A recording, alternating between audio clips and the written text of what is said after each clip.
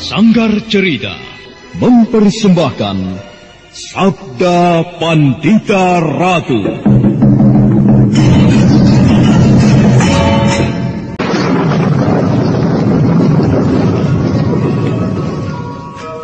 Sabda Pandita Ratu. Naskah ditulis oleh Pondra Swasti Langit, diolah oleh Agung Bahrodi, didukung oleh artis-artis terkemuka Ferry Fadli, Ali Ermawati, M. Abud, Ivone Rose, dan lain-lain. Teknik dan montase Ibing Arifin, dengan sutradara Dian Pertiwi. Sabda Pandita Ratu. Kali ini dalam episode ke-17 dengan judul Melacak Dunia Muksa. Air matanya tak lagi dapat dibendung. Parameswara dipeluknya dengan erat dan legap, dan bayi mungil yang haus itu menyusu dengan lahapnya. Banjir air mata Pinaka membasahi pipi anaknya.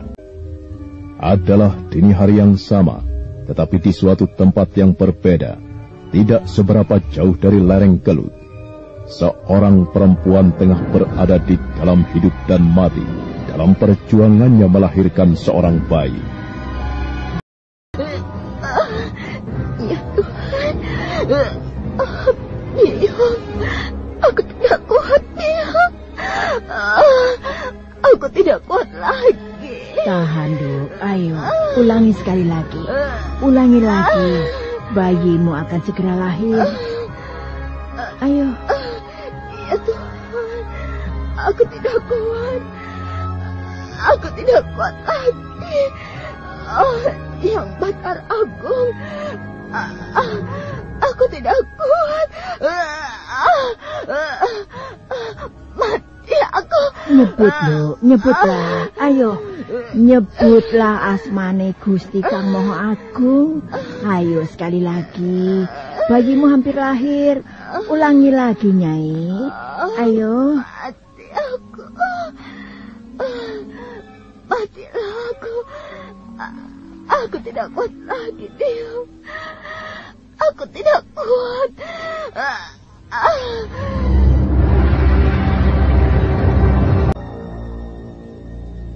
Apa yang menjadi kehendak Hyang Batara Agung, siapapun tak akan ada yang sanggup untuk menghalanginya. Ikhlaskan anakmu. Kakang Galuhwanda, mengapa nasibku begini buruk, Kakang? Jangan sebut nama suamimu lagi, Nyai. Kasihan, suamimu telah pergi. Arwahnya akan gelisah mendengar tangismu. Kakang Galuhwanda, aku ikut, Kakang. Aku ikut kau. Aku tidak sanggup hidup lagi, Kakang. Kakang Galuhwanda. Tenang, Nyai.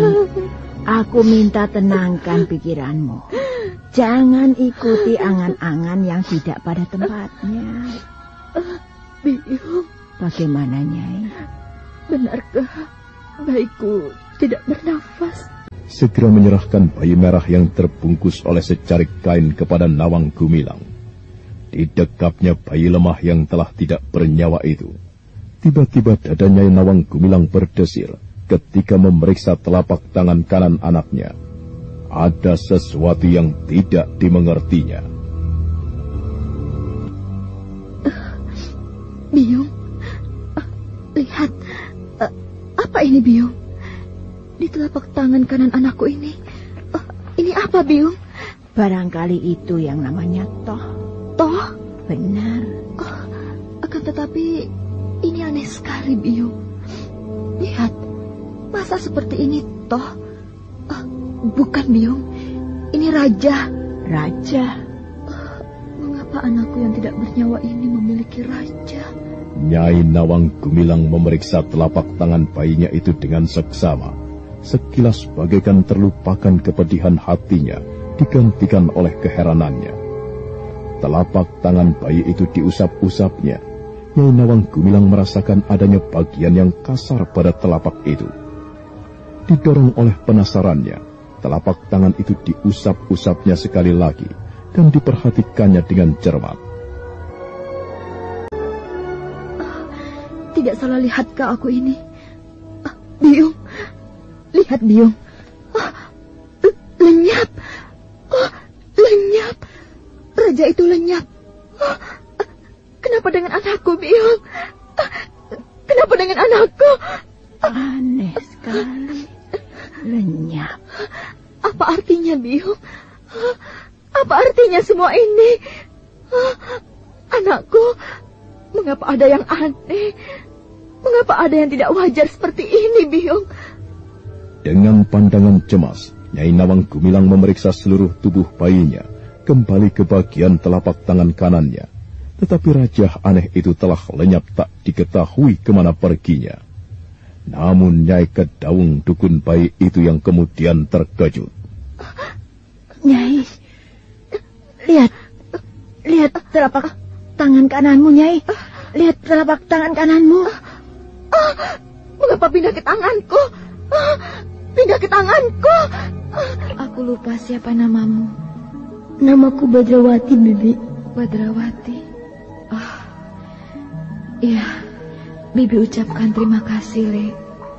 Kau telah menyelamatkan anakku dari amukanku. Bibi tidak perlu berterima kasih. Apa yang aku lakukan sudah digariskan oleh takdir. Aku harus membantu Bibi menyelamatkan putra Bibi. Nampaknya kau tahu apa arti raja di tanganmu itu. Aku tahu, Bibi. Setelah aku bertanya pada Paman Kameswara. Paman Kameswara? Benar, Bibi. Aku menemui Paman Kameswara di lereng Gunung Raung, tepatnya di perguruan Palwasambu. Paman yang kemudian memerintahkan aku untuk segera kemari. Jadi kau telah bertemu dengan Paman Kameswara? Lalu, kenapa hingga saat ini ia belum kembali? Menurut yang aku lihat, memang banyak masalah yang muncul dan dihadapi Paman Kameswara. Salah seorang dari mereka yang memiliki simbol seperti yang ada di tangan Bibi telah menemui Paman Kameswara. Oh, lalu apa yang dilakukan? Paman Kameswara telah membunuhnya. Akan tetapi sebenarnya orang itu masih hidup. Oh, kau sendiri? Bagaimana kau bisa memiliki raja itu? Aku tidak tahu, Bibi. Raja ini muncul begitu saja. Dan dengan cara yang aneh. Entah melalui mimpi atau apa, aku sulit menceritakannya. Muncul seorang kakek tua yang memberi petunjuk padaku untuk mencari Paman Kameswara. Oh, jangan tanyakan siapa kakek itu. Aku tidak tahu. Ia muncul dan pergi bagikan hantu. Ya, keadaan yang kita hadapi benar-benar sebuah keadaan yang aneh, Badrawati. Bibi sendiri tidak habis mengerti. Mengapa justru Bibi memiliki raja seperti ini? Sudahlah, Bibi. Bibi jangan menangis. Takdir tidak benar, Bibi. Bibi tidak boleh menyerah begitu saja. Jika raja di tangan kiri Bibi itu berusaha menguasai pikiran Bibi, Bibi harus melawannya. Badrawati, daripada aku menjadi pembunuh anakku tanpa aku sadari, aku rela menukar dengan kematianku. Jika kau melihat aku kehilangan kendali, jika kau melihat aku membahayakan anakku, jangan kau merasa sungkan, Badrawati. Bahkan kau tidak salah jika harus membunuhku atau mencederai aku. Semoga yang demikian itu tidak perlu terjadi, Bibi. Bagaimana pendapatmu, Le? Dengan cara bagaimana Bibi bisa melepaskan diri dari kutukan salah alamat ini? Aku tidak tahu, Bibi. Tetapi sebaiknya Bibi menunggu Paman Kameswara yang pasti akan segera kembali. Barangkali Paman Kameswara mengetahui bagaimana caranya melepaskan Bibi dari raja berwujud mata tangan kiri itu. Tapi aku cemas, Badrawati. Aku cemas seandainya aku kehilangan kendali. Dan kemudian Mengerikan sekali. Justru karena itu, Bibi harus menguasai diri. Bibi harus benar-benar menanamkan kesadaran di dalam sanubari Bibi sendiri. Jika Bibi sampai lengah, maka malapetaka akan menimpa adik bayi itu. Oh, siapa namanya Bibi? Parameswara. Oh, iya, Parameswara. Sebuah nama yang bagus.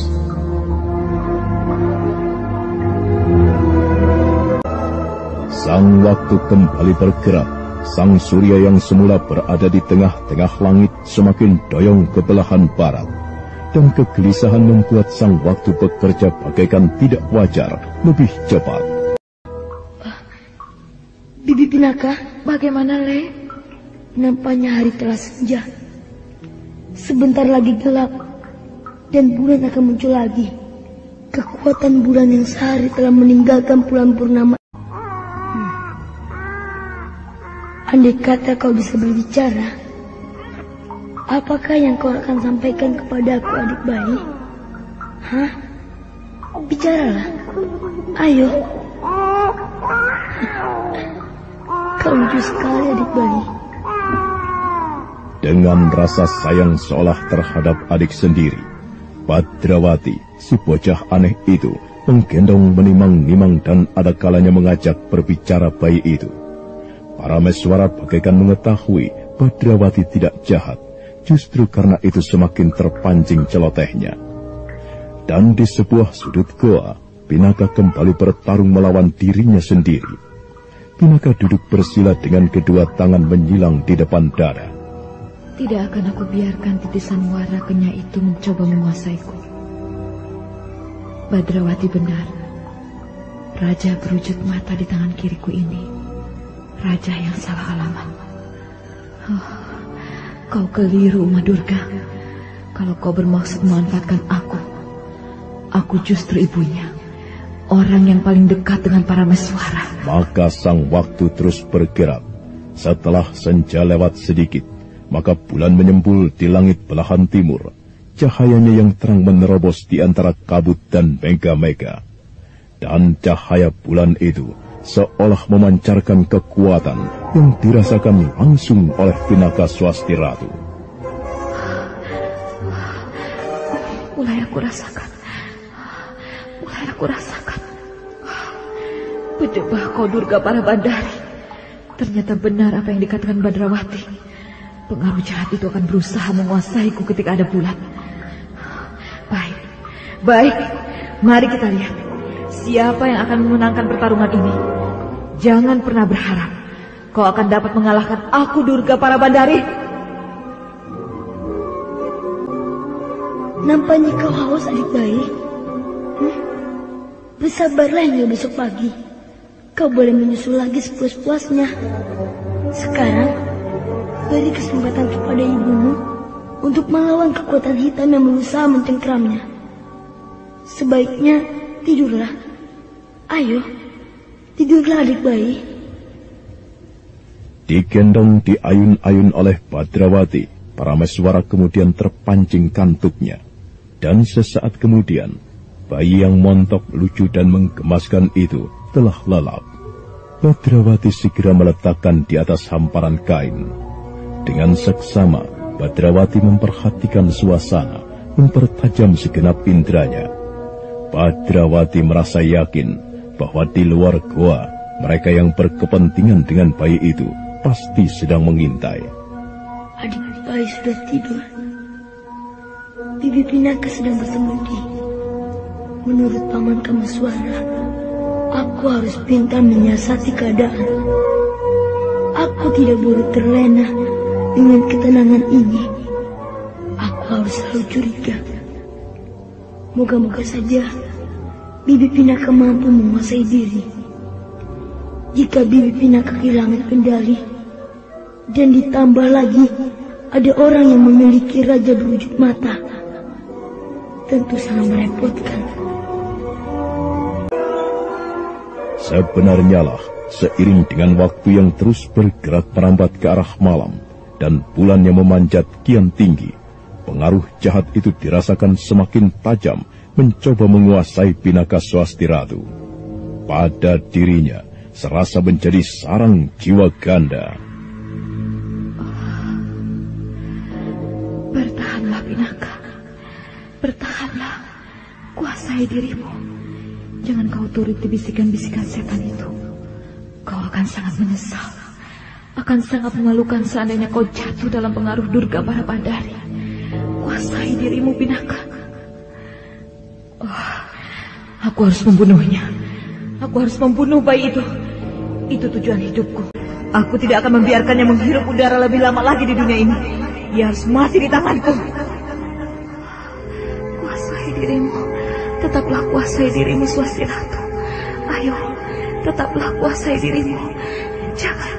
Jangan biarkan kau larut dan kemudian hanyut. Berusahalah untuk tetap mengendalikan diri.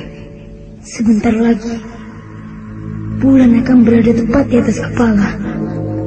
Pada saat itulah puncak dari kekuatan hitam dalam usahanya menghancurkan Bibi Pinaka yang ingin menguasai dirinya.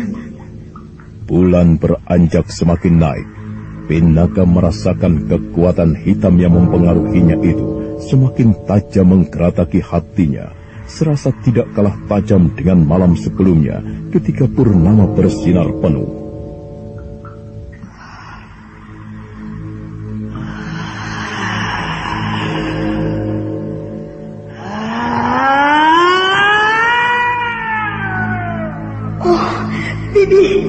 Bibi, ternyata tidak bisa menguasai diri.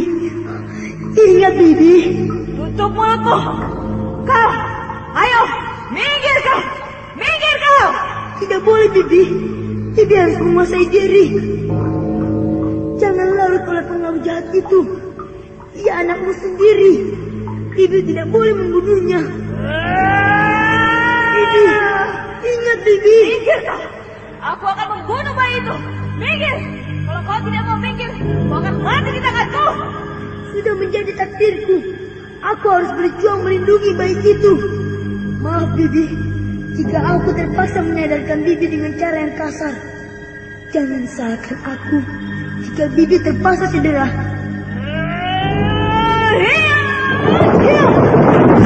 Kurang ajar.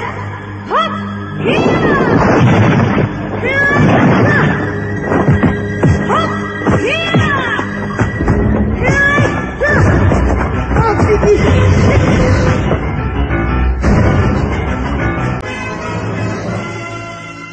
Pertempuran yang dahsyat terjadi dan segera meningkat ke tataran ilmu kanuragan yang tinggi, bagaikan orang yang kesurupan hantu yang menghuni pohon gurdo atau hantu yang bersemayam di kuburan-kuburan angker.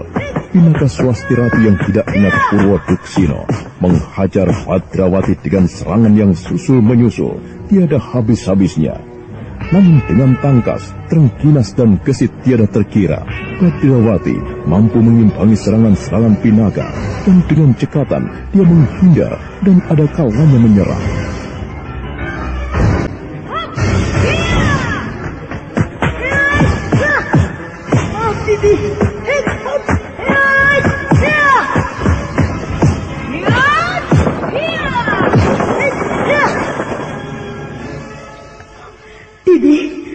Bibi harus ingat, Bibi. Bibi tidak boleh kehilangan kendali. Jangan halangi aku. Aku harus membunuh bayi laknat itu. Ia anakku. Tidak menghendaki kelahirannya. Aku tidak sudi mempunyai anak seperti itu. Aku bunuh. Baiklah, Bibi. Sekarang aku benar-benar akan bersikap kasar padamu. Karena kau tidak mau menggunakan akal waras.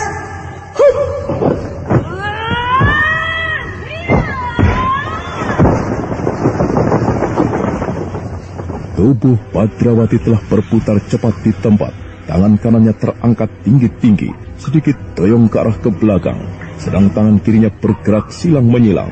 Sebuah ajian aneh yang Badrawati sendiri tidak mengetahui apa namanya telah digelar. Tubuh Badrawati seolah diikuti oleh bayangan wujudnya sendiri yang bergelombang, yang nampak jelas manakala dia bergerak. Dan meski Pinaka Swasti Ratu bagaikan telah kehilangan segenap akal warasnya sama sekali, tetapi dia segera menggelar ajiannya yang dahsyat, Raga Bajra.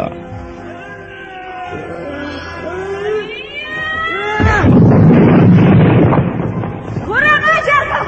Luput, Bibi! Sebuah keadaan aneh tengah dihadapi Pinaka. Dia yang menyerang Badrawati merasa bahwa sasarannya tidak mungkin bisa mengalahkan diri. Namun kenyataannya, dia hanya melewati angin, sehingga dinding padas yang tertimpa ayunan tangannya hancur berantakan. Dan adalah kehendak Hyang Batara Agung. Mendung tebal melintas dari langit selatan, berbondong-bondong, dan bulan pun lenyap sama sekali. Bibi, Anakku, mana anakku? Bibi Pinaka, Mana anakku? Mana anakku Parameswara? aku tidak percaya. Bibi tentu berbohong. Bibi bermaksud menggunakan cara lain. Cara yang memelas untuk menipuku. Bibi cerdik. Parameswara, maafkan ibumu, nak. Maafkan ibumu. Badrawati, bunuh saja aku. Bunuh aku, Badrawati. Suara petir, gluduk. Itu rupanya penyebabnya. Nampaknya di luar mendung. Bulan tertutup mendung. Dan pengaruh jahat terhadap Bibi itu pun kemudian lenyap sama sekali. Bibi, Mengapa jadi begini, Badrawati? Mengapa jadi begini? Bibi, di luar nampaknya mendung tebal. Dan mendung menutupi cahaya bulan. Pengaruh kekuatan kutukan yang terpahat pada raja tangan kirimu itu lenyap untuk sementara. Nah, Bibi, gunakan waktumu yang ada untuk segera bersemedi kembali. Ayo, Bibi, jangan pikirkan Parameswara. Ya tidak apa-apa. Cepat, Bibi. Ayolah, Bibi. Bibi jangan kehilangan akal. Maka sang waktu telah jauh bergerak. Adalah di sebuah sore dari suatu hari, Kameswara dan sang wasi Bresima telah sampai di Gambang Ayun. Bukan main. Benar-benar sebuah gambaran atas kekuatan alam yang dahsyat. Itukah air terjun Gambang Ayun itu, anak mas? Benar, Paman Wasi. Itulah Gambang Ayun. Apa yang anak mas perhatikan? Bekas pertempuran dahsyat, Paman. Hah? Mana? Itu.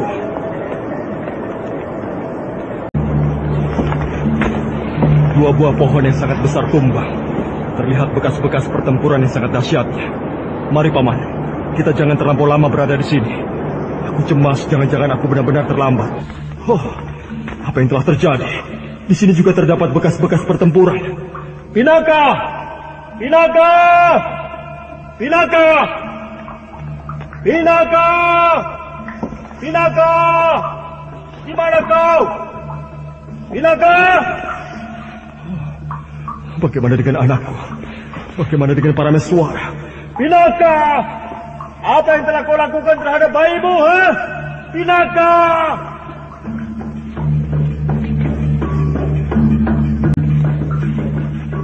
Bagaimana, Paman? Nampaknya tidak ada seorang pun yang berada di dalam gua ini. Bukankah demikian, anak mas? Iya. Kita berharap semoga tidak terjadi apa-apa dengan bayi itu. Tidak semudah itu golongan hitam dapat menguasai dan membunuhnya. Anak mas, mari kita keluar lagi dari dalam gua di belakang air terjun ini. Mungkin anak mas akan mendapat petunjuk apapun. Akan tetapi sebelumnya, aku akan memeriksa tempat ini lebih dulu, Paman. Baik, mari kita lakukan bersama-sama. Dengan cermat dan seksama, Kameswara dan Badrawati memeriksa seluruh ruangan yang pernah menjadi tempat tinggal Rakai Walengpu Kumpayoni dan istrinya dalam kurun bertahun-tahun lamanya. Setelah dirasanya cukup, mereka kemudian segera keluar dengan menerobos gemuruh air terjun.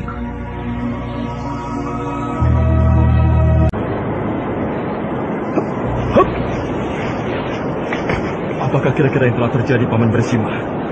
Bagaimana dengan nasib mereka? Bagaimana dengan Pinaka? Bagaimana dengan anakku? Tenanglah anak mas. Anak mas jangan kehilangan ketenangan. Karena anak mas tidak akan mampu berpikir dengan jernih. Iya.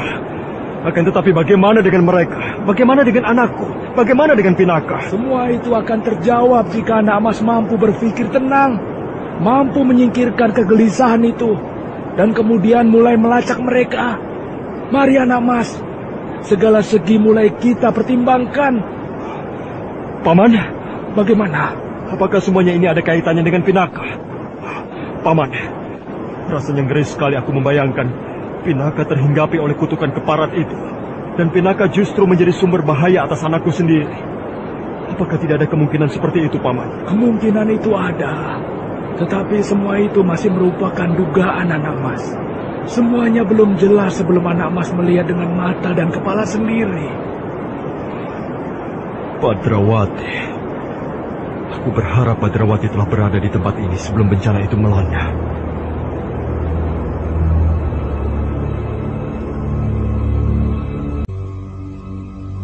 Kameswara menebarkan pandangan matanya ke segala arah. Dengan cermat dia memperhatikan sisa-sisa pertempuran. Tetapi ketajaman indera telinganya tiba-tiba menangkap sesuatu.